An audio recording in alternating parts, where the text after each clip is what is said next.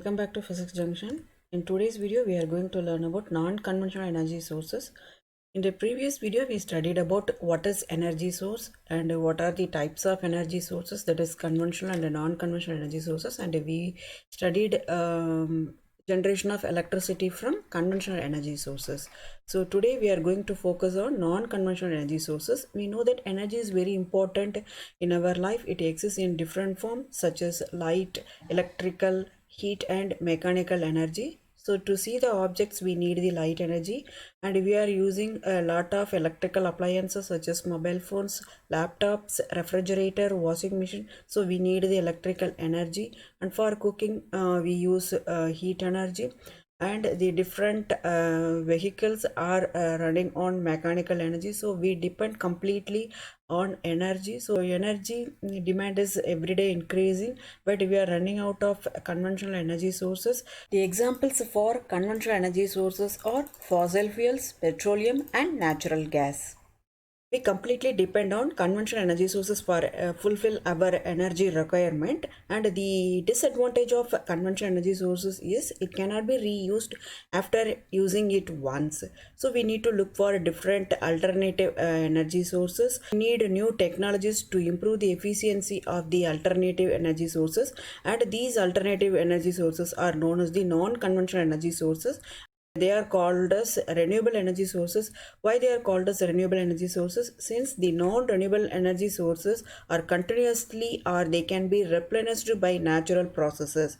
The examples for different non-conventional energy sources are solar energy, wind energy, nuclear energy and energy from seas. First non-conventional energy source we are going to study is solar energy, that is the sunlight energy. We know that sun has been radiating since 5 billion years, and it will be continue its radiation for another 5 billion years. Only small part of the sunlight energy reaches our Earth's surface. Since the Earth is covered by the atmosphere and it blocks the sunlight reaching the surface of the Earth, so it allows only very small part of the sunlight to reach the surface of the Earth. And this sunlight energy can be converted into electricity by using the solar cells. The arrangement of large number of solar cells is known as the solar panel, and this solar panel can deliver enough electricity for practical use. This is the solar water heater. So we have here the solar street light pole. Here this light is operated on the solar energy. Here the solar energy or the sunlight energy is converted into electrical energy. So next we see solar cookers. Solar cookers has a mirror, so the sunlight will be reflected by these mirrors, and the reflected light gets focused at the glass vessel, so where the food will get cooked.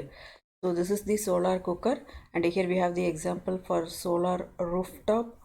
And advantages of solar energy, they are the renewable energy sources.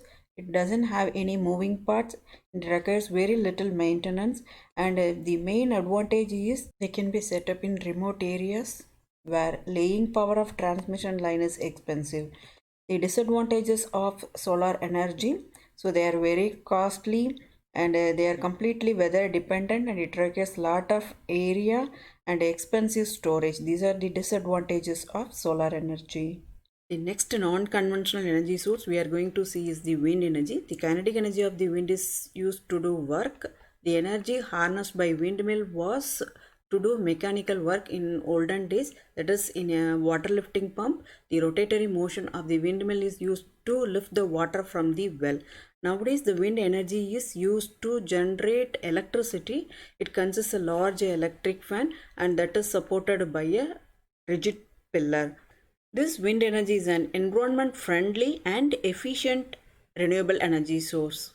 So next we see production of electricity. So this is a single windmill. The output of single windmill will be very lower. So to scale up its application for commercial purposes, larger number of windmills will be constructed over a larger area, that is called wind energy farm. Here the wind speed must be higher than 15 km per hour to maintain the required speed of the turbine.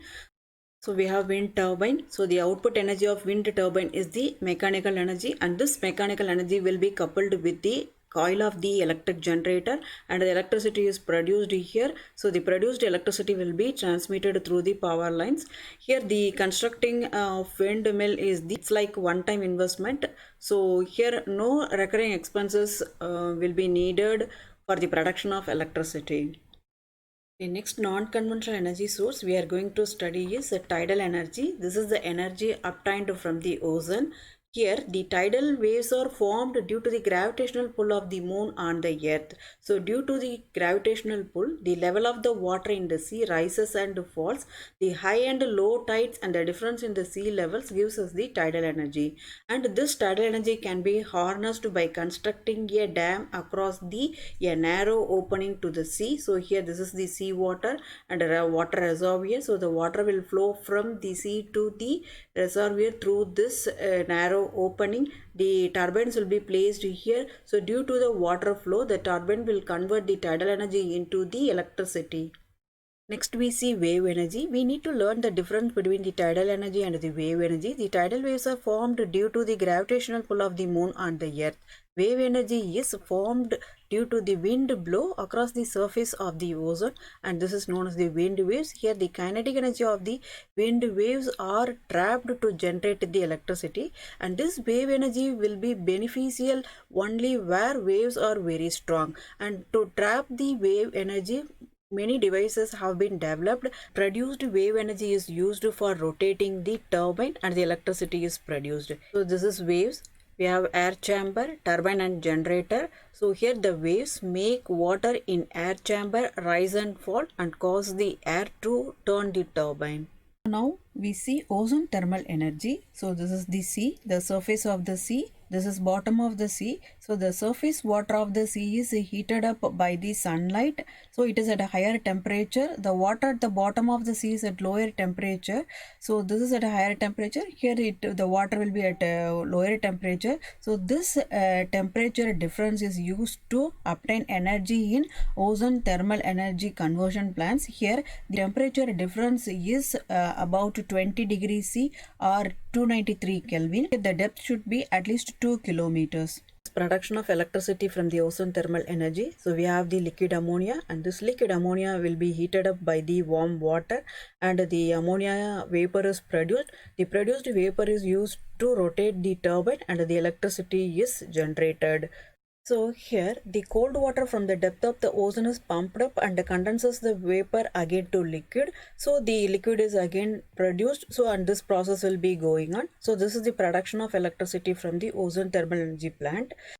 So far we studied about the different energies obtained from the ocean, that is tidal energy, wave energy and ocean thermal energy. Their potentials are very large, but their commercial application is very difficult.